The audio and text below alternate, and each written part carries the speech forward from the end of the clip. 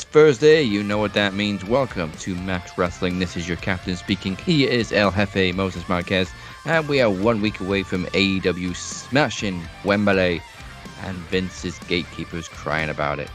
Wembley! God, I can't wait. Coming up in the next 90 minutes, Jey Uso is out. Deuces, ooses. More backstage drama from CM Punk, newly claimed by the TSK CS Punk, and trust me, we'll get into that in just a bit.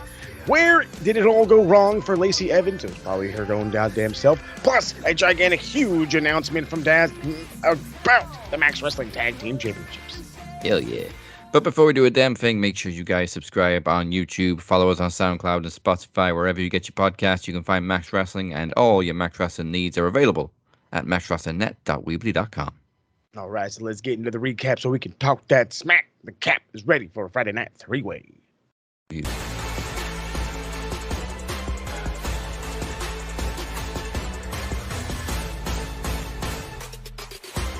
All right, and we do have a freeway this week. Kicking off on Impact, ABC defeated Sami Callihan and Rich Swann in the first round of the Tag Team No. 1 Contenders Tournament. They will take on the Rascals next week.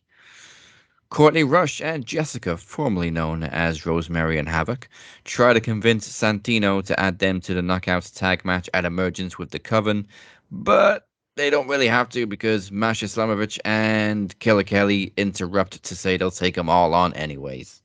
Take it all on. Courtney and Jessica got this really cool thing where they like huddle and then it switches to a different camera angle and it's looking up at them when they try and work something out. I'm telling you, I gotta watch more Impact, man. I'm telling you, especially for Dirty Dango. Dirty Dango's also got this cool thing going on. So before, I think it's a regular thing. Like I said, I've only been watching a few weeks again, but at the start of the match, he just got on the mic and went, "God, I hate professional wrestling," and then the match started. Dirty Dango defeated Bhupinder Gujar thanks to Alpha Bravo shining a flashlight in his eyes. After the match, Dango reminded everyone he hates pro wrestling, triggering a response from Jake Something, who ran them out of the ring. In a pre-taped promo, Dina addressed Eric Young's return from the dead and all the betrayals he suffered in the design, but is now certain that Khan will not betray him.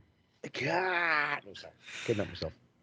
Despite interference from Eddie Edwards, which Frankie Kazarian paid him back for, Jody Threat defeated Alicia Edwards, but after the match, Edwards accidentally struck Alicia with a kendo stick behind him as he swung it at Eddie.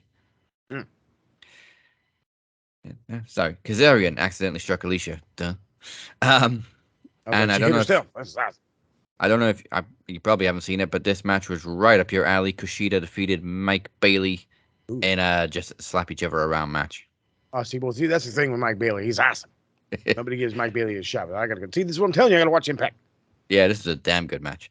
Backstage in an interview with Tom, Crazy Steve tells him he feels abandoned by Courtney, Jessica, and Black Taurus. And then, of course, talks about his struggles as a blind wrestler, which is incredible. Part 2 of the interview is coming next week, I think. Awesome. Can't wait. Following Kenny King claiming the digital media title, Yuya convinces Joe Hendry they should go after the tag team titles. Joe Hendry. Loving the more I see of Joe Hendry. He's the man. And Bully Club, I'm still petitioning that should be their official name. Bully Club defeated Black Taurus and Laredo Kid 2-on-1 after Leo Rush attacked Samurai Del Sol before the match. But during the match, PCO returned and chased Bully out of the building. And it was really weird because they're in this like studio, but then when they get outside, it's like this back alley and there's loads of houses around. This studio is really not remote. It's literally in the middle of a neighborhood somewhere. That fucking sounds like that. What fucking stadium did Beer say that one was? Was that Brentford Stadium? No, that's not Brentford's. Who is it? There is a Premier League team out there that their fucking stadium is literally in the middle of a housing complex. And it's hilarious because like I think it was the one that Beer had sent me. It's this guy who's going to the game and they're literally passing people's houses. I was like, you know how fucking mad that would be? They'll just come out fucking pissed drunk. You know what I mean? Like, oh fuck, I guess we lost. Or fucking everybody's cheering, like, oh shit, we're not getting any sleep tonight. Like, that's gotta suck. Being right fucking there. Yeah, it's Luton Town. Luton Town, okay. Oh my goodness. One of the entrances is literally a house. It's a house. It's fucking fantastic. This must have been weird for the surrounding neighborhood, because when Bully Ray got into a car to get away from PCO, PCO was just yelling "bully" down the street. Could you imagine that? He's just like coming out. Who the fuck is that giant bastard? There's this weird Frankenstein-looking dude out in the street yelling "bully." Do we call the cops or grab the camera? I don't know.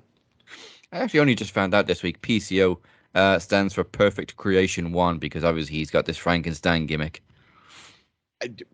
Right over my head. It's right? also his actual initials, but that's his gimmick name. That's what I was playing it off. I was like, I swear to God, Pierre Carolette. But hey, fuck it. That's you know what? That's badass. That's cool.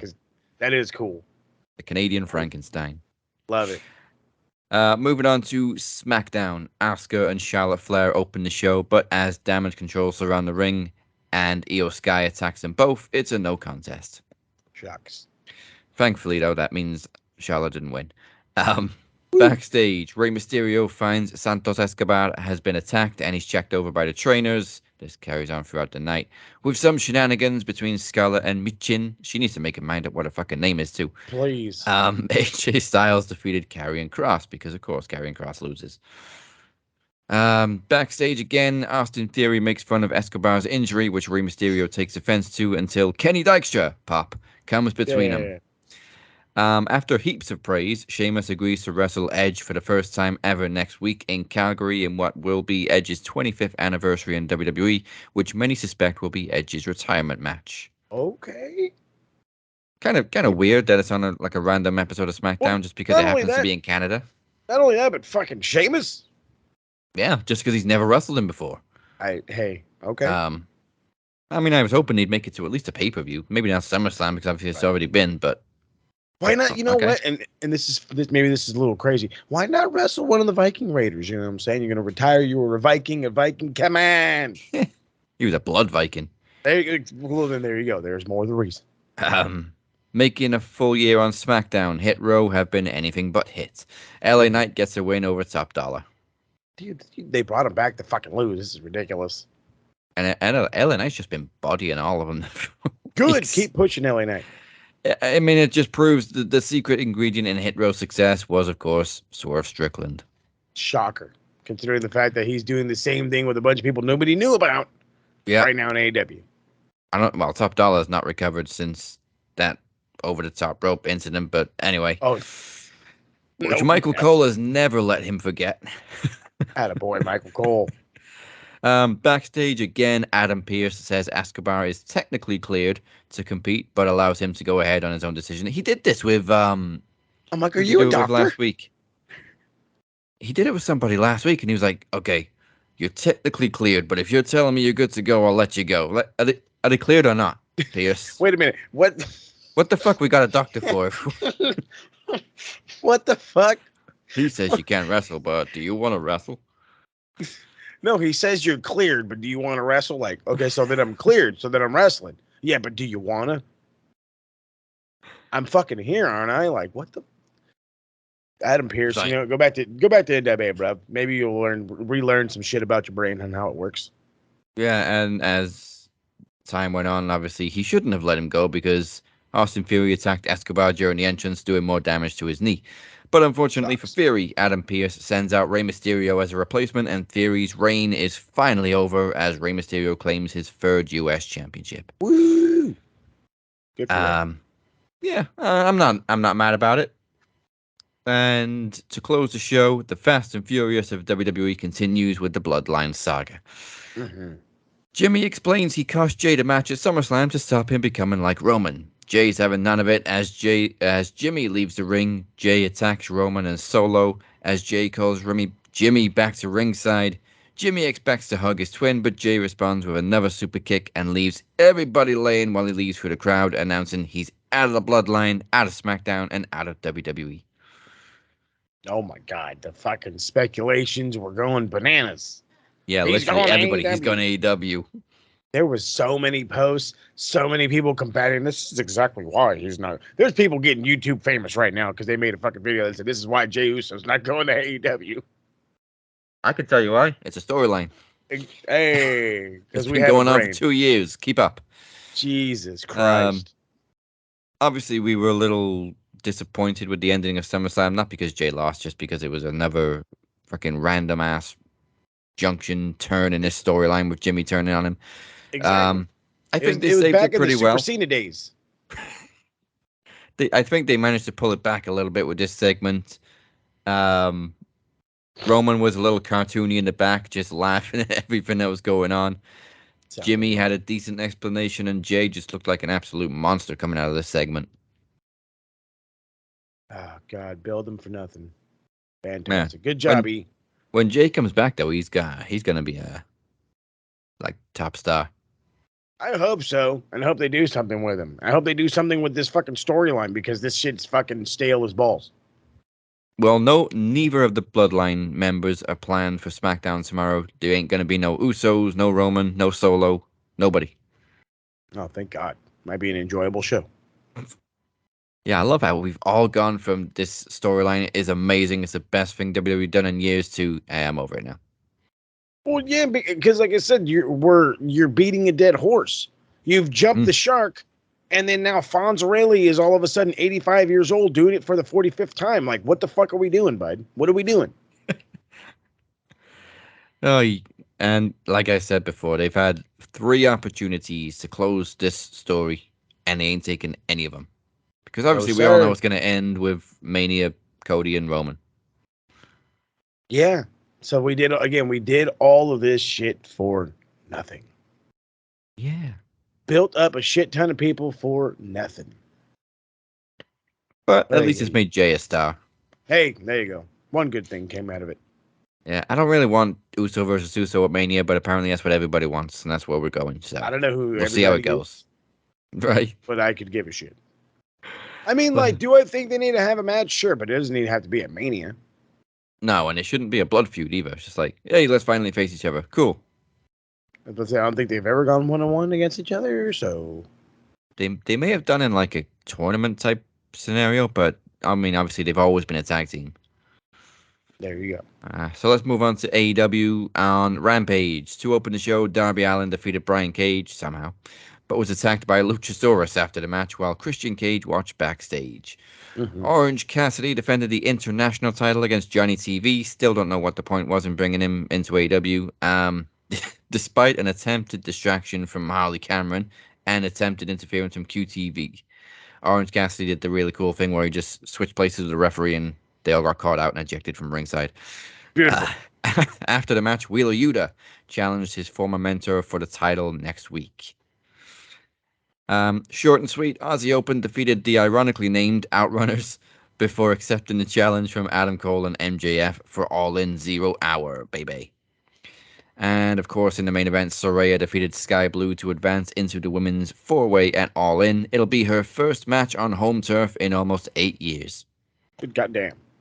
Good for her. Hell yeah. So with that covered, let's keep it with AEW, but switch nights to Saturday nights. All right for fighting. Let's take a look at Collision.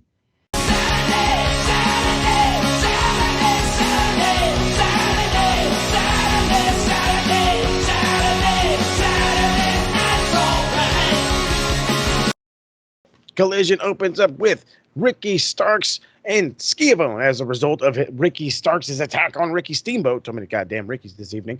He is suspended for 30 days. And of course, just like everybody ever does, when you get in trouble, you blame somebody else. And he blames CM Punk. And hell, you know what? I blame him too. The Acclaim Everybody return else to does. everybody else does. The Acclaim return to action and defeat the Iron Savages, and they say their goodbyes to Billy Gunn.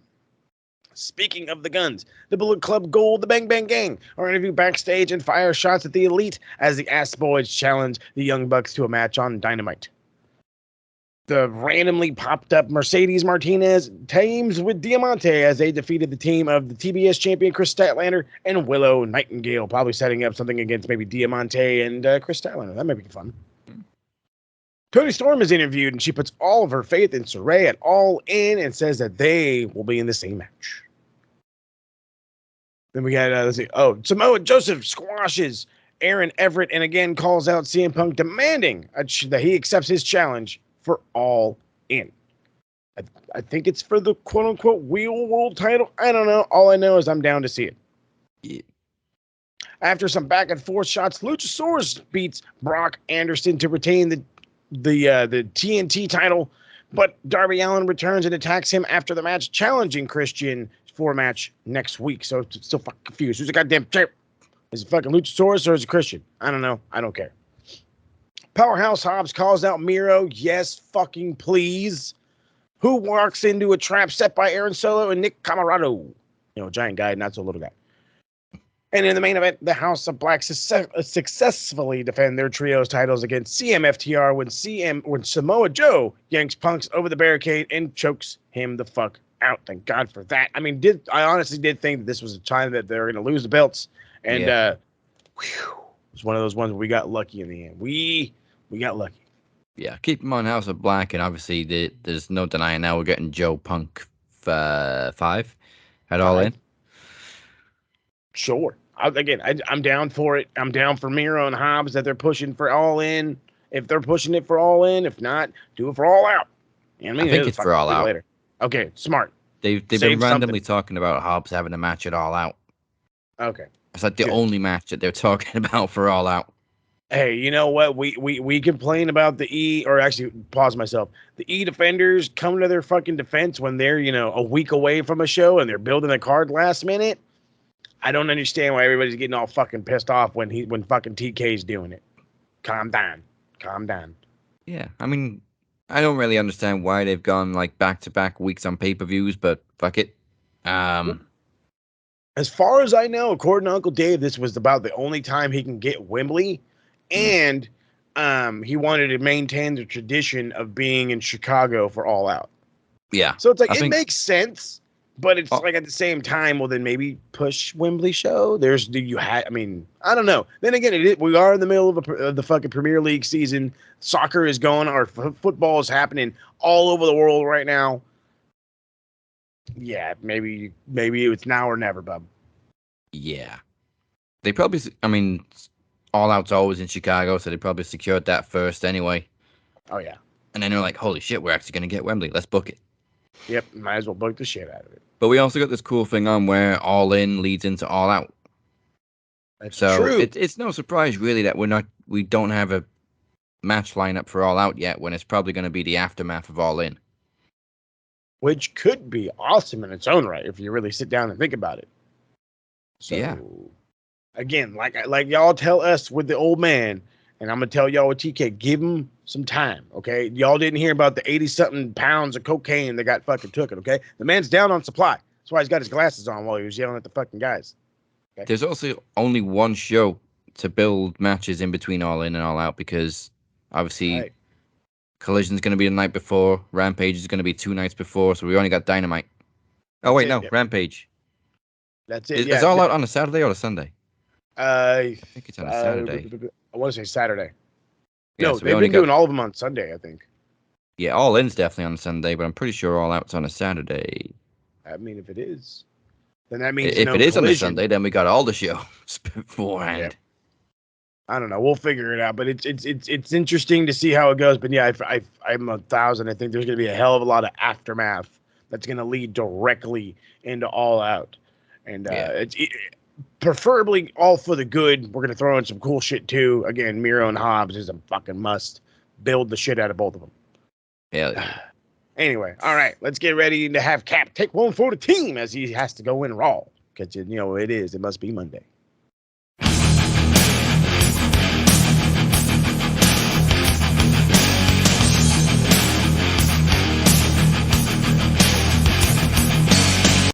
For a 3-hour show, I really don't have that many bullet points for this one. It's like a regular paragraph. But anyway, as the Judgment Day minus Finn Balor address their recent struggles, JD McDonough interrupts with a message from Balor. But Sami Zayn also interrupts and begins brawling with JD, leading to a match which Zayn wins with a haluva kick. Backstage, Piper Niven attacks Katana Chance and names herself Chelsea Green's new partner and tag team champion. Just like that. What a way to win a title. Glorious. Didn't even break a sweat.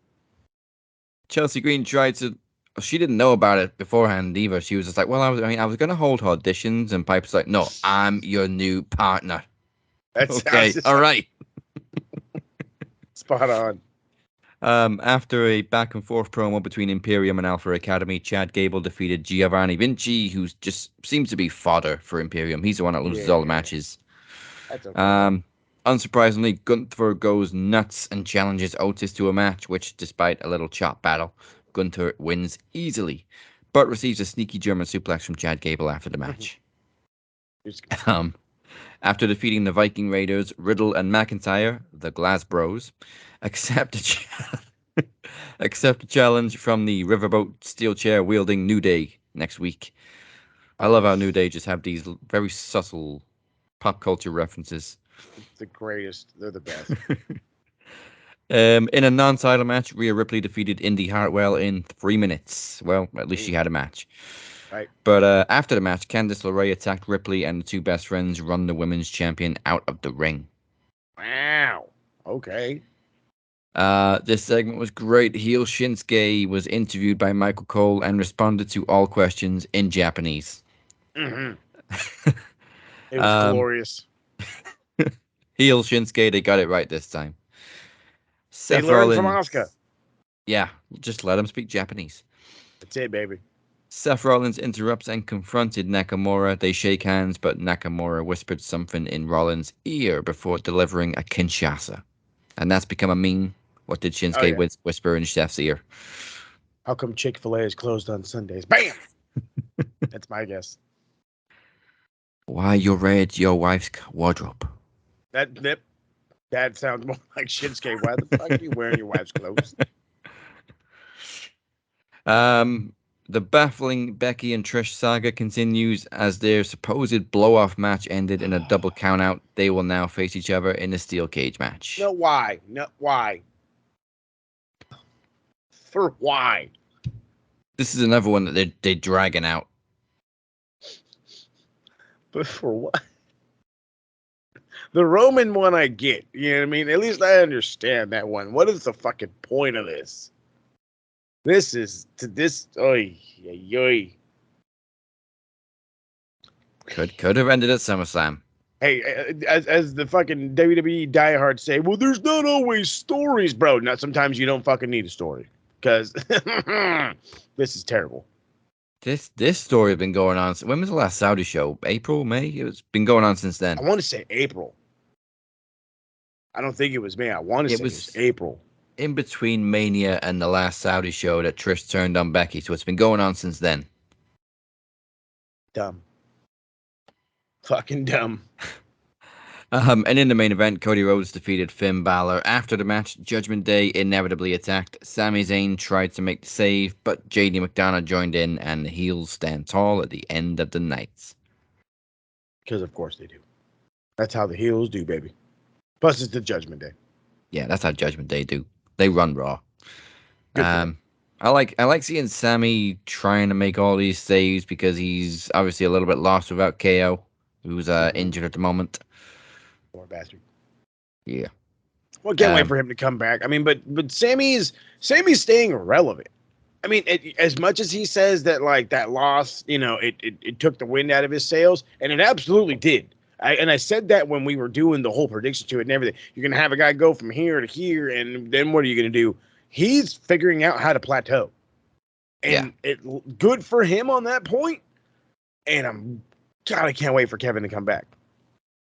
I don't want to say he needs him, but like for him to garner real attention again, he needs his side man. He needs the donkey to his Shrek. He needs the do the thing. It makes me funny, makes me laugh.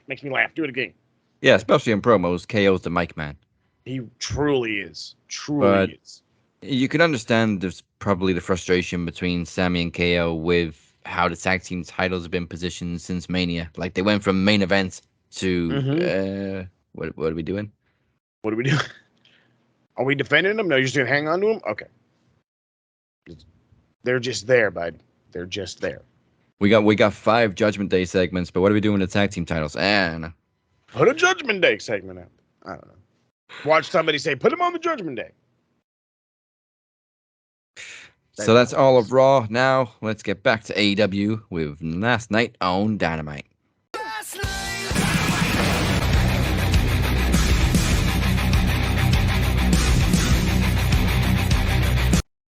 Dynamite was there's a lot of attacks, there was a lot of promos, and not a whole lot of matches. But let's jump into it. Orange Cassidy defeated Wheeler Yuta to retain the International Championship despite Moxley and Claudio arriving near the end. BCC jumped Yuta Cassidy after the match. Backup quickly arrives from the Best Friends and Lucha Bros. Eddie Kingston comes back from Japan and he joins into the fray with BCC massively outnumbered, and they retreat into the crowd. Kingston grabs a mic and just screams, "Stadium Stampede! You guys find whoever you want to tag in Stadium Stampede." So it's gonna. By the way, Wembley is gigantic. So this is gonna be interesting. This is gonna be Stadium Stampede in London. Wow. We say London. I'm saying Wembley still, because remember the size of this bitch. Okay, you're not getting any horses in this one, not with all the one-way streets. Are you sure? They're trying. They'll try. Damn it! I bet you they're gonna try. If they don't, I'll be a little disappointed. In a sit-down interview at Daly's Place with JR, Kenny Omega talks about his history with Don Callis and Takeshita, going all the way back to DDT, believe it or not. Before Callis interrupts Kenny and then has him jumped by Takeshita and, of course, the Bang Bang Gang. And somehow, some way, almost simultaneously, they end up backstage at some quote-unquote hospital, where Hangman responds by challenging Takeshita and the Bang Bang Gang to a trios match at All In, where he's going to team with Kenny Omega and Kota Ibushi. Then some fucking rando comes out and says, "Hey, sir, you can't drink at a hospital." So he chugs his beer like a true cowboy, gives you a weird face because it's probably stronger than it wants to be. And to go check on Kenny he goes. I mean, technically, he was outside the hospital. I mean, right? Like, come on. You can't drink outside. Are you serious? Don't tell me you guys don't have a fucking bottle of liquor in your fucking cabinet, Doc. Don't give me that shit. So, Chris Jericho officially joins Don Callis. He says yes to him. But Jericho wants to know, hey, what's up with that painting? We want to go celebrate, but I want to know what's in that painting. And it's a goddamn crazy painting. By the way, I want to know who the fuck does these things. These are awesome looking. Is a picture of Don Callis holding the severed head of Chris Jericho. It goes back and forth, and Jericho tells him, "I've known you for 34 years, and I know when you're lying. So tell me the truth. For once in your life, tell me the truth." And Don comes clean and says, "I never expected you to join me. I never expected you to join my family because of your massive ego." And then that's when all of a sudden Takeshita comes down to attack him. Or after Jericho goes after Callis, I should say, Takeshita comes down to save him. That's when we get that boy Billy Ospreay with the I don't know, he didn't bring the belt with him, but the newly crowned UK championship, if you will, comes down, and Sammy Guevara makes the save. He's a little bit late. Later on, Jericho challenges Will Ospreay for All In, and this has been a match that we've been waiting for almost if not longer than 2 years. Yeah. Glad it's finally happening. Darby Allin and Nick Wayne defeat the Gates Agony, but an appearance by the Tron by Joker Sting stops Swerve and AR Fox from making the save. Sting is backstage with Prince Nana, and if nobody is seeing Joker Sting, and trust me, I have only seen bits and pieces, and I absolutely love this. As much as it threw people off, this is fucking glorious, glorious shit. He is absolutely playing it up. He's telling Prince Nana it's okay. It's showtime, and he starts yelling at him, "Oh, come on, come back. We were having a good conversation." It's just like, I already love Joker Sting. This is only shades of Joker Sting, too. It's the fucking best. Oh, God. Adam Cole and MJF make preparations to face Aussie Open, visiting the famous Outback Steakhouse, watching Crocodile Dundee and studying kangaroos. Then they take to the ring and watch and to discuss All In, and they get attacked by Aussie Open. This whole thing is fantastic. They're trying to get into the opponent's head, and Adam Cole's like, "Oh my God, I love Outback Steakhouse." And simultaneously, MJF is like, "You do not fraternize with the enemy." They go in. The fucking biggest, brightest smile you've ever seen on Adam Cole's face, like he's fucking in a video game store or something, and he gets a blooming onion. And MJF walks out. What are we gonna do? That was the best meal I've ever had. The fucking bloomin' onion.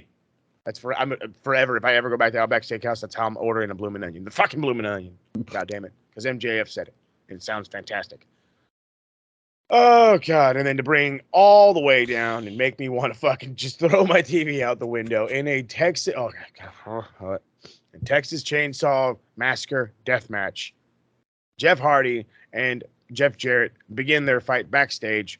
Satnam Singh quickly gets involved. Ethan Page shows up. Brother Zay, Matt Hardy. The numbers advantage goes bananas. Jeff Hardy chases after Jarrett. Jay Lethal shows up out of nowhere wearing the tightest pants you've ever seen and the weirdest looking cowboy boots ever.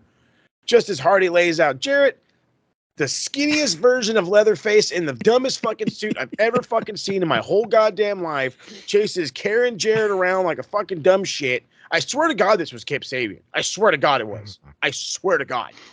And I was yelling it the whole time. God, it was just so bad. The whole thing is distracting. Hardy plants Jarrett. They all gang up on Hardy. Jarrett ends up getting the win. It was fucking brutal. The internet roasted the shit out of AEW for it, and it is all deserving. It is all fucking deserving. What was the Mountain Dew zombie match or whatever? Why was that better than this? I mean, I could handle all the hardcore stuff, dumping blood over Jarrett and everything. Sure. I couldn't handle Karen. Oh, God. If Leatherface hadn't come out, she would have ruined this match anyway with all her fucking screaming. And she didn't need to be there at all. No. She was only there to get chased away by Leatherface. When Skinny Leatherface came out, that was just the icing on the cake. I've never... Okay, we got a little bit too far now. I've never, ever, in any iteration of the Texas Chainsaw Massacre movies, was there a fucking slim, let alone skinny version of fucking Leatherface. These people is cannibals. They not why is he skinny? He would no. He's a big fat fucker. Like you should have Evil Uno come out as Leatherface. That would have been way more believable. Way more believable. Ay, killing me. Britt Baker earns her the final spot at the All-In Women's 4-Way. She is obviously, heading that way. She defeats the Bunny. We already all knew that. Yeah. As the Acclaimed prepare for action after cutting a nice fun thing on Trump and his lovely 40-some-odd charges and hopefully going to jail at some point or whatever, they are brutally attacked by the House of Black, and I do mean brutally. They beat the bricks off these fellas, and this probably means that the old man's coming back, and we may get new trios champions at some point. Maybe for All Out. Who knows? We'll see.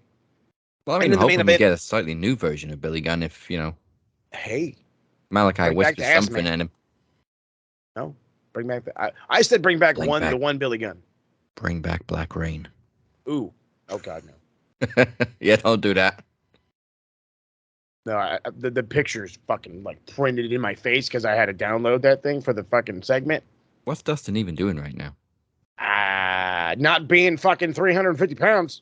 Yeah, that was a dark time. You're fucking telling me, bud. All right, and then in the main event, the Young Bucks jumped the Gun Club with super kicks during their entrance. The Guns did manage to turn the tables, but not enough to get the win. After the bell, the Bang Bang Gang attacked the Bucks with Hangman at the hospital and with Kenny. It's FTR that comes down to make the save, teasing a Shatter Machine, sending a message to the Bucks that, obviously they have their match in at Wembley, but they don't want him to get hurt because that's FTR, baby. They want to make sure that you're at your top when you face the top guys. This was an indifferent episode for me. Like, I didn't mind all the talking. I didn't mind all the whatever, but everybody got fucking beat up from behind or jumped at some point in this fucking show. Like, I'm surprised the announcers didn't get fucking jumped. You know what I mean? Like, that's how bad it was. It's just fucking jumping person after jumping people after jumping. Like, dude, the fuck? I think Jericho and Dom was probably one of the best segments. For sure. For sure. I mean, Jericho did a great job, like, yelling at Don. Don, you can't trust Don Callis anyway. No. But we should have seen how this was going to play out. We all thought Jericho was going to swerve on him. We should have known it was going to be Don Callis that didn't fully trust Jericho. And then it was nice to see Sammy kind of keep that loyalty with Jericho and come to the aid just a little bit late. Still nice to see, though, because last week I gave him shit. He said he wasn't going to walk out. He walked out, but guess what? He said he still has his back, and he proved it. I do have to talk real fast. The fucking Tony Khan. Tony Khan yelling at fucking MJF and fucking Adam Cole. You guys cannot go double clotheslining people while they're working. And he's just like, he's going to pay for that during contract time. What'd you say? I said, hi, Tony. Hi, Tony. All right, you guys are doing great. We'll see you later. I'm like, fucking, I need that Tony Khan more often. Give me that Tony Khan. I love how Tony took off his shades when he came out of the dressing room, then put them back on to go back in. Like, what the fuck is he doing in there? They're fucking getting stoned in the back. Jack, that's what's up. Don't you worry about it. That killed me too. I was like, what are you putting them back on for? Love you, Tony. Oh, you're the man. But that is all the Dynamite.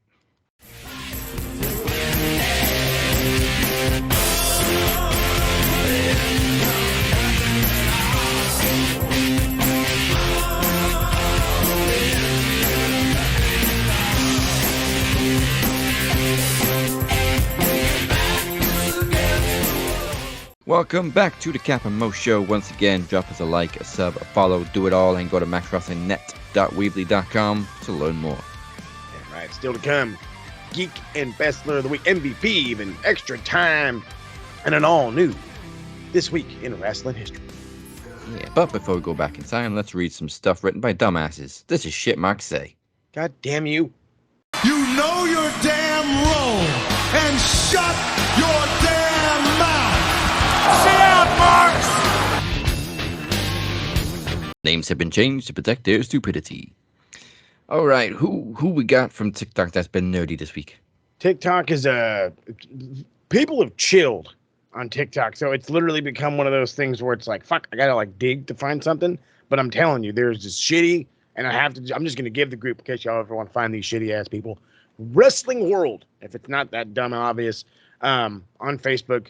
And there is just plethora of the fucking, how can I put this? They are the bottom feeders of the world.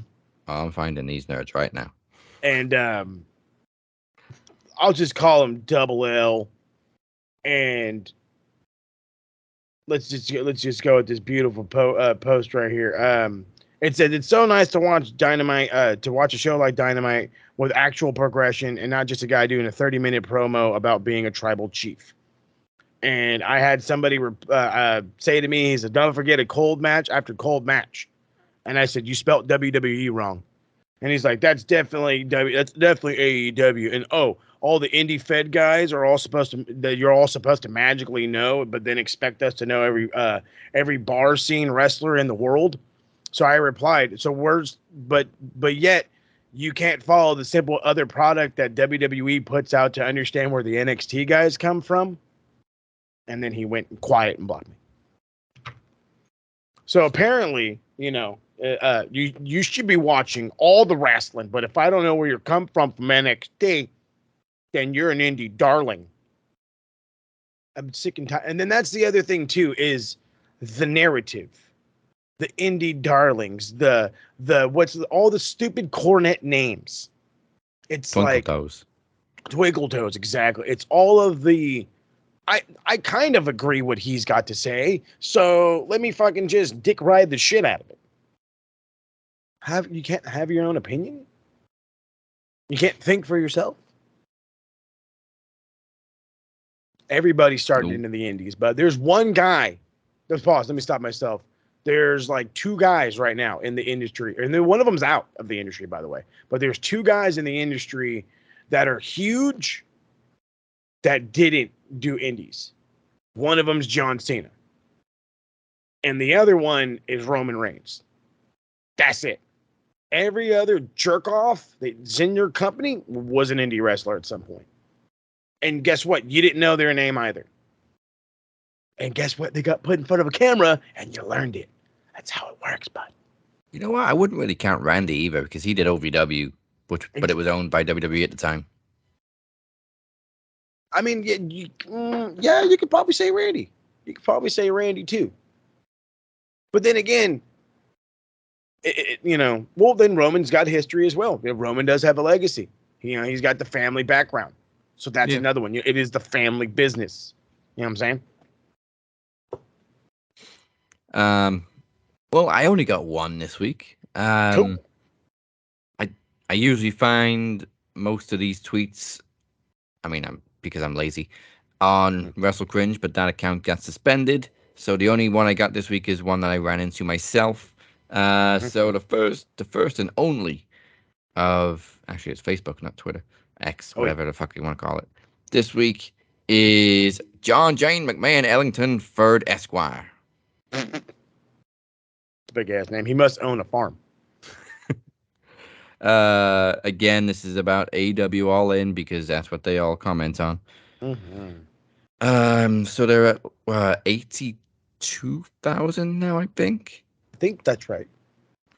John says, still not that impressive. The need for a show at Wembley flocked in the crowd. If you build it, they will come. Happens every time. Call me when they sell out Saudi or something. A place that wrestling goes every year or so. Or MSG or Amway Center in Orlando. Oh, that's right. WWE won't let them have shows there, so never will happen.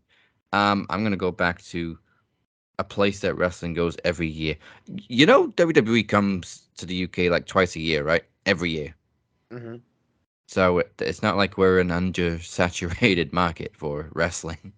Exactly. That's what I don't understand. Like, you're like, yeah, exactly. It's not an undersaturated market. There is wrestling all over the place. Like you said, E comes twice a year. But again, it's Wembley. It's not try to have them sell out Saudi. First off, Saudi paid WWE to be there. They didn't just sell tickets and say, let's make money. No, they've got paid to be there. MSG, they have a long-standing contract going as far back as Vince Sr. So, of course, that one's not going to happen. But then again, if you really want to be a technical asshole, didn't Ring of Honor and New Japan kind of, jointly sell that bitch out? Yep. Without question, to the point where they had to extend the seating? Yeah. Don't get mad, bud, because somebody else not named WWE or Vince McMahon is doing gigantic shows. Nobody's bitching about fucking Gato booking goddamn 64,000 people in Tokyo Dome every fucking year. God damn, you people are stupid. And as for, selling out the Amway Center, they keep selling out Chicago. Like, they oversaturate Chicago and they still sell that bitch out. I must say, isn't that the Amway Center? Isn't Chicago? Allstate. Oh. Amway's Orlando, but why would they need to do that when they've already got like a base in Florida? They do, exactly. I understand for you don't like Daly's place, but if fucking Tony Khan wanted to, he could just say, hey, Dad, I want to run a show at fucking Jaguar Stadium or whatever the fuck it's called. And he'd be like, okay. He probably wouldn't give a shit. Well, maybe not right now. It's football season, but still. Dumbass. Jesus. So it's a short and sweet shit Marks say this week, but they are Marks, and that's the shit they say. And y'all ain't sweet. Now, strap in as we take a look at the past week with this week, past week in wrestling history.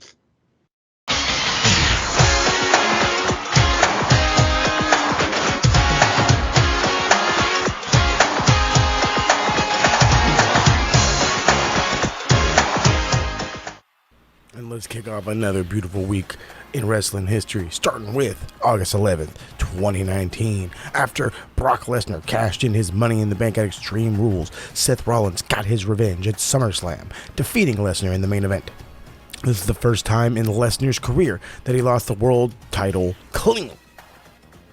Also, Charlotte Flair defeated Trish Stratus, but we know you don't care about that. August the 12th, 2007, at TNA Hard Justice, in a winner-take-all match, TNA World and IWGP Heavyweight Champion Kurt Angle defeated X Division and TNA Tag Team Champion Samoa Joe. Also at this event, Dustin Rhodes made his TNA debut as Black Rain. All I gotta say is that's a big rain. After making his return to confront John Cena and debuting a fancy new theme song being Kurt of Personality, CM Punk became the undisputed WWE Champion at SummerSlam, though it counts as a continuation of Punk's reign from Money in the Bank. After the match, however, Kevin Nash returned and dropped a jackknife powerbomb on Punk, allowing Alberto Del Rio to cash in the Money in the Bank and steal the WWE title. Fuck you, Kevin Nash. August 15th, 2004, at SummerSlam, Randy Orton became the youngest World Heavyweight Champion in history at the age of 24 when he defeated that guy that shall not be named. That following Raw, while celebrating his victory, Triple H gave Orton the thumbs up, following the thumbs down while on the shoulders of Batista, and his reign in Evolution came to an end as Triple H then targeted the young champion. Also, August 15th, but this one in 2013, at Hardcore Justice, not to be confused with Hardcore Country. Hardcore Country! Bully Ray ended the short yet awkward reign of Chris Sabian as TNA World Champion in a steel cage match. During this match, MMA superstars Tito Ortiz and Quentin Rampage Jackson fought off interference from the Aces of Eights, but Ortiz turned on Jackson, thus distracting Sabian, allowing Bully to get the win. And lastly, August 16, 2010, the classic style WWE Tag Team Championships, originally introduced in 1971, were officially retired when they were unified with the WWE Tag Team titles. The final champions were Tyson Kidd and David Hart Smith. The anonymous Raw GM announced that the World Tag Team titles would be deactivated in favor of the eventual Raw Tag Team titles and the god-awful Greek coin that we are still burdened with today. We demand a change. And now get it back to the boys. Let's go. I'm going to add one in at the end there. 21 years ago today? 22 years ago today, because it was in 01 during the invasion. The Fist set debuted on SmackDown after Rhino gored Jericho through the set the previous week. Fuck yeah. Bring that bitch back. It's apparently it's a cutout of Big Show. I'm like, that's not surprising. It's right, it's life size. Bam, he's punching through the shit. Yeah, it's in a warehouse somewhere, and there's always rumors about them bringing it back for like a special or an anniversary, and they've never brought it back. Everybody loves the Fist. Everybody wants to get fisted, bro. Come on. I have fond memories of jumping off that Fist on Here Comes the Pain. Yeah, for real. Bring it back. And Heidenreich almost jumped off the thing in real life. Hey. Because you didn't want to hear his poems. That crazy bastard. That is all your history this week. And next week is All for One. In a brand new event created just for All In, we predicted the historic event at Wembley Stadium as AEW invade London. And it's not just about MJF versus Adam Cole or even Stadium Stampede. The Shape and the Demoness both return and are on a collision course. Can the Shape bring the Phoenix home, or is the Demoness's dimension of darkness inescapable? Find out the fate of the Phoenix. Whew. Chills already. And on top of that, the television championship is on the line. The captain defends against the very guy who beat him for the title several months ago, Daniel Crimmins. It's full circle, and it's TV rules. Let's do the damn thing. Plus, as he prepares to go one-on-one with Moses at Promo Series for the World Championship, we'll take a special look at Cypher's journey to the main event in Corey's story. Love that. A little curious my damn self to get to know your opponent. We'll announce the group MVP and EVPs. Go to maxwrestling.weebly.com/all-for-one. But now we have another beautiful announcement for you. Oh yeah, in 2 weeks we will begin a blind tag team tournament where the winners will get to challenge DC and Mo for the Max Tag Team Championships at Promo Series. We won't know any of the teams until next week at All for One, where we will draw the teams at random. Ooh, like it. You gotta love a blind tag team tournament. Hey, it works for AEW, it's gonna work for us. Now, for some things we may have missed, this is extra time. So, I guess the main thing is Lacey Evans leaving WWE rather abruptly, but quietly. Well, apparently she's already left quietly, and now it's abrupt.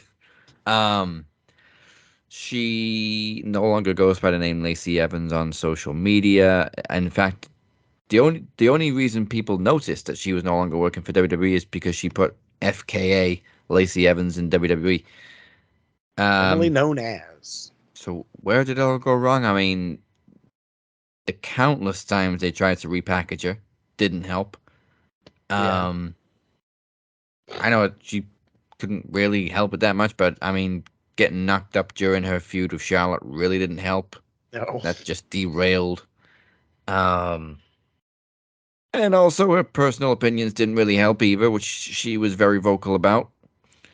Yeah, that was, I'm going to say this, that kind of did another guy wrong when he got a little vocal about political and this and that. And well, she's in the same boat. And unfortunately, you know, that as much as Vince is on that side, doesn't mean you can talk about it at work. Doesn't mean you can talk about it when you're a public face of this company. Yeah. But she had the potential. Like when she first joined the main roster and she had the whole gimmick of walking down to the ring and then walking back without doing anything. Somehow that got over. Mm-hmm. Somehow. And honestly, if that feud hadn't have stopped, she probably should have beaten Charlotte. Yeah, I agree with that one. She should have. But then again, I mean, now we don't know. And, you know, I don't think she's coming back. Most people that throw the FKA on there don't come back. So I could tell she didn't leave on good terms, that's for sure. Well, no, I mean, when they bring her back like a year ago and she's done nothing since then, she's had like 2 or 3, maybe 4 repackages on SmackDown, like a re-debut with the same damn gimmick. Just never went anywhere. Nope. No. Fucking stand still, bud. And also in extra time, Naito just won the G1. Beat Okada in the Tetsuya G1. Naito beat Kazuchika Okada. He will go on to Wrestle Kingdom and likely face Sonata for the IWGP World Heavyweight Championship. I'm calling it a reset. I'm calling it a reset. Last year, they were very stale. New Japan was super, super stale, and they said, "You want to know what'll bring us back to the promised land? Okada." And so they gave Okada the fucking belt, and they kind of got back some, you know, some momentum, some gusto, if you will. And Sonata as champ has done its job. It has not set the world on fire, but a match with Naito just might. Yeah, I mean, they could have done at Forbidden Door, but they just gave him Jungle Boy for whatever reason. Fuck it, I don't know. I think Sonata maybe felt a little disrespected at that because he should have had a. I don't mean to disrespect Jack Perry, but Sonata should have had a bigger match. Absolutely, he should have had a bigger match. Absolutely, he could have. I'm sure it would have been better off if he would have faced a fucking if Kenny was available. He could have went against Kenny. I'm trying to think of who all was. Why didn't you go against Miro? You know, why didn't you go against I'm really trying to think of somebody more badass around here, like fucking Sammy. Why didn't you go against Sammy? If you're gonna go a little guy, why not go somebody that was more of your style? They just kind of threw Jack Perry in there and just hope for the fucking best, and it was not. It was just like, he's the only 4-pillar not doing anything at Forbidden Door. Let's give him a match against Sonata. What? Even Sonata didn't know who he was. It literally sounds like something Tony would say and then go, "That's a great idea. Fucking fantastic idea. This will get him a push." But Sonata doesn't know who Jack is, Tony. What'd you say? What'd you say? I don't know no Jack. Jack in the Box? No, we don't do Jack in the Box. We do Burger King. Whoppers. And Naito, if you do win the title, do us a favor and break the fucking thing again so we can get the old one back. Please, dude. Please. Just fling that fucker in the air and let it smash into smithereens. Just let it drop. Just let it drop from the fucking rafters of the fucking Tokyo Dome, bud. It hasn't grown on us. It's still an ugly ass belt. It's terrible. I just stopped giving a shit. But if Naito can be awesomely disrespectful to it, then I'm all about it. All about it. Yeah, he was nicely disrespectful to a beautiful title and broke it. Mm-hmm. What an asshole. All right, let's find out this week's Geek of the Week. Pencil neck geek, grit-eating freak, scum-sucking peahead with a lousy physique. He's a one-man, no-cut, losing streak. Nothing but a pencil neck geek.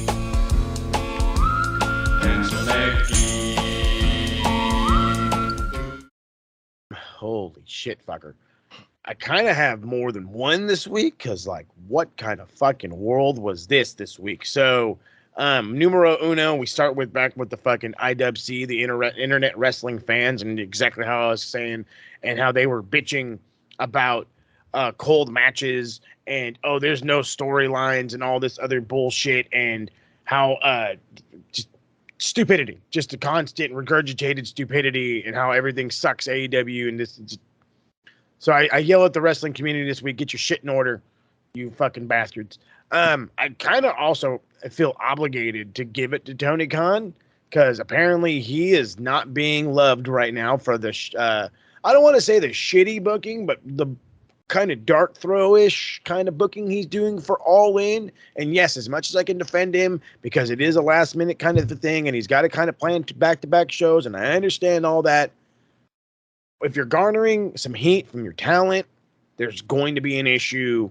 And then on top of that, you fucking did a Texas Chainsaw Massacre fucking death match with the ugliest looking fucking Leatherface has ever been in history. So you got to get some fucking heat for that. Oh, God. And then the last one is, God, who did I have? I had in my head right now. I was going to give it to Lacey Evans, but in all reality, she kind of did it to her own damn self when she pulled out. But then again, she's been gone for a while. Yeah, I just talked myself out of it. Okay, it's just them two. It's just the IWC and Tony Khan. Tony Khan, I better not see any more of these fucking sponsored matches again. Jesus Christ. Yeah, you don't need sponsor money, Tony. Then unless it's going to be like surfboard money and I get to see Surfer Sting. That's the only fucking reasonable excuse. It's the only one. Get a sponsor from Quicksilver and let me see Surfer Sting. That's it. That's it. I'm actually glad you picked TK's Geek of the Week because we forgot to mention CM Punk apparently banning people from Collision even though he's not. Thank you. Surely. Thank you. He doesn't have the power to do that. TK does. And now you're reminding me of who my third guy of this Geek of the Week is. And it's unfortunately somebody who I pay money to fucking listen to. And that's Brian Alvarez. And Brian, dude, I fucking love you to death, bro. And apparently I've been, I don't know, damn near told that I sound or act just like you in some type of way. I don't know. Whatever. That's neither here nor there right now. But Brian Alvarez. Does that make me Uncle Dave? I guess so. There's not all kinds of shit behind you, but I guess whatever. We'll figure that part out later.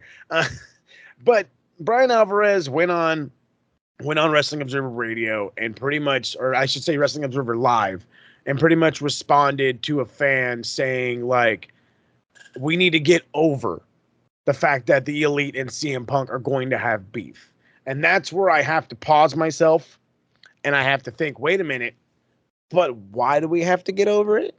There's a toxic being inside of this company that is literally blocking guys from being on a show that could use a ratings boost. You're blocking top noticeable stars because you have beef with them. Not work beef, personal beef. Personal beef that got pointed to the fucking lawyers, and now there's certain written documentation in your shit. It's fucking asinine. It's asinine. And the fact that Tony Khan let this happen, the fact that Tony Khan allowed this, has approved this, makes it that much more worse. I mean, so let's Brian be fair. Be the third. Let's be a little fair. Obviously, the Bucks don't want Punk on Dynamite. That's fine. And but I don't think they're blocking people that like Punk. Oh no. I mean, we saw FTR last night. Exactly. So then again, so I don't really understand why Daniels wouldn't be there or fucking Jeff Perry wouldn't be there. Thank you. What do you do? Like, I don't. Christopher Daniels is also the head of talent relations. I was just gonna say, it's like, so why isn't it a fucking an administrator? Let's just use that as a terminology for him real fast. You're gonna you have the power to kick an administrator out of the building? He's not even gonna have a fucking camera in his face, a microphone, or anything. Why in the fuck? Like, that doesn't make any sense to me. That one made zero sense to me. And then Jack Perry. Wow, that one. I'm just more like. So I take it you don't like him. And Dolph Ziggler's brother. I'll kick him out anyway. Yeah. Ryan Nemeth is stale as fuck. It has also been reported multiple times that Punk tried to reach out to the Elite, tried to have a sit down. They don't want none of it. he obviously has some derogatory things to say about Hangman after Collision, and then apparently he's texted him to apologize. Shouldn't have said shit in the first place. But TK, surely you're the guy that should be making these guys sit down and hash it out. I swear to God, we said this. I swear to God, we've said that exact phrase. That he needs to sit there. Where's that Tony Khan we just seen for the fucking MJF Adam Cole segment? Start Right. fucking yelling at motherfuckers, dude. Seriously, take fucking control of your fucking company. You think your fucking talent is heated at you now? What's gonna happen when this gets worse? What's gonna happen when all of a sudden Kota Ibushi's being blocked? When Kenny Omega's being blocked? When fucking somebody as minuscule as, say, what if fucking CM Punk all of a sudden gets a fucking wild hair up his ass and decides, I'm gonna ban Chris Jericho? You're gonna ban fucking Chris Jericho? Oh, and by the way, for those who I know there's a handful already, Mo's talking about the TSK has redubbed CM Punk, and this is all thanks to one of the TSK OGs, Paulette, who is actually Brianna's mom, Harold's wife. She's glorious. She says CM Punk is annoying as shit. She heard about him blocking talent, heard his promo, and was like, his name's Cocksucker Punk. CS Punk is for Al.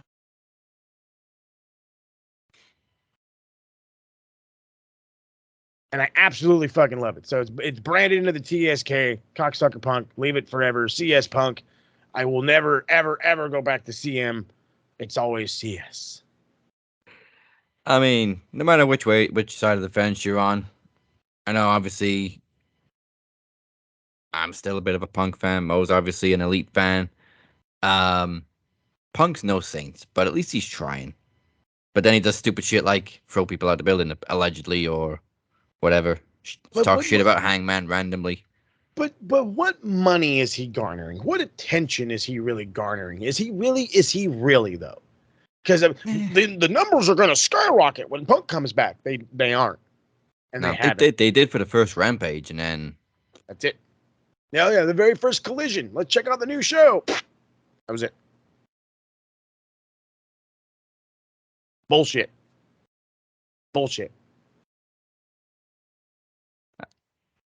I will say though he is having a better run this time than he did the first time. He's in better shape. That's true. He was still pretty fragile when he first came back, but I mean 7 years of ring rust will probably do that. Absolutely, it'll do that. Especially when you're deciding, well, I'm just going to get back in there. You didn't even get up to training. You're like, I'm just going to get back in there. Yeah. But with all this drama going on, honestly, though, that just increases how much people want to see them actually clash in the ring. Like, make money. Please, man. That's how you're going to make money off Punk. Put him against the Elite, which he probably wants, but the Elite don't want nothing to do with him, so.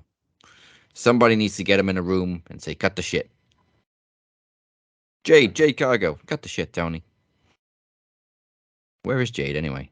I don't know. She's hanging out somewhere on the sideline, and something tells me she's done. Oh, man. We were just liking you.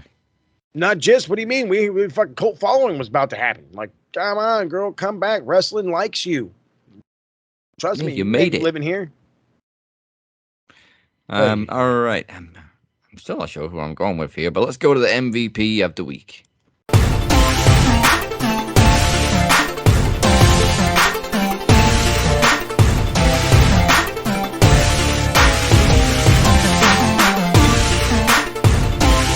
It was easy last week to go with MJF. I don't really want to pull 2 weeks with MJF, even though he is like just gold right now. Absolute gold. Solid gold. Jericho had a great week. Adam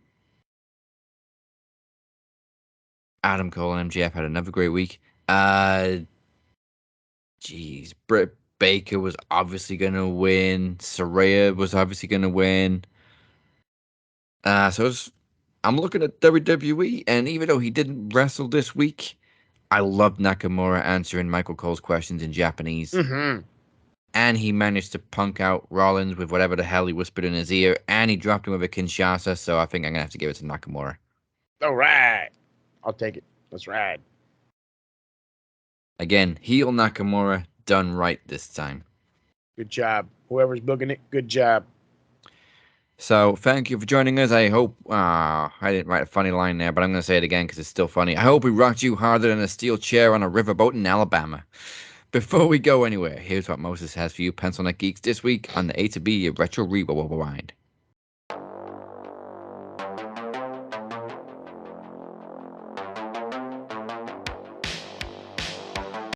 That's right. Okay, so we know the retro game is going to be changed up and dropping. We don't know when, but in its place for the time being, KTN Sports will be kicking off in its awesome new fun format. It's going to be weird. It's going to be interesting. Do not get deterred. It's going to be something. We're going to do some breaking news. We're going to talk English football, soccer for us Americans out there. We're going to talk some American football. Not as rough rugby for everybody else on the on the other side of the world. And there's going to be a lot of different stuff right now. I kind of want to do like little segments, and so there's going to be the two biggest segments as of right now that are going to be mine is going to be the ATT segment, and of course Bolt Rant will be making its comeback. ATT standing for an American Talking Tottenham. So that's going to be a fun one. I'm going to have to break down some fun stuff. There is one I'm already working on right now. It is the Spurs do not need Harry Kane, but they do need a striker. I list 5 strikers from around the world, even one from the fucking MLS, believe it or not, that I feel could do good for Tottenham, which especially in this new system by Ange Postecoglou.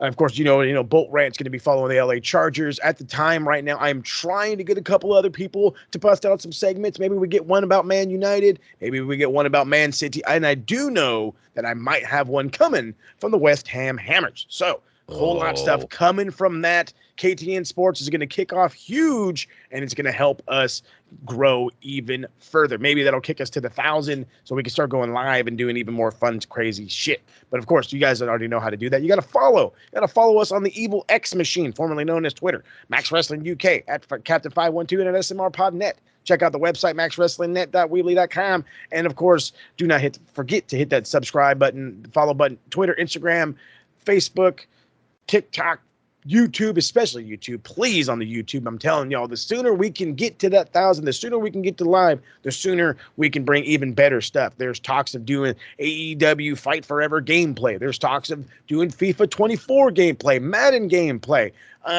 Call of Duty for you crazy fuckers out there. You name it, we're trying to get on it, but we got to get to the steps first.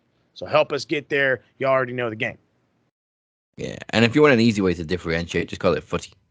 There you go, footy. With that said, join us next week for All for One, all-in predictions, a TV title clash, and the Demoness versus the Shape. Ooh. You've been watching the Cap and Mo. Goodbye, mwah, and good night. Bang. Come on, you spaz. Where the fuck is Pete? Seriously, though.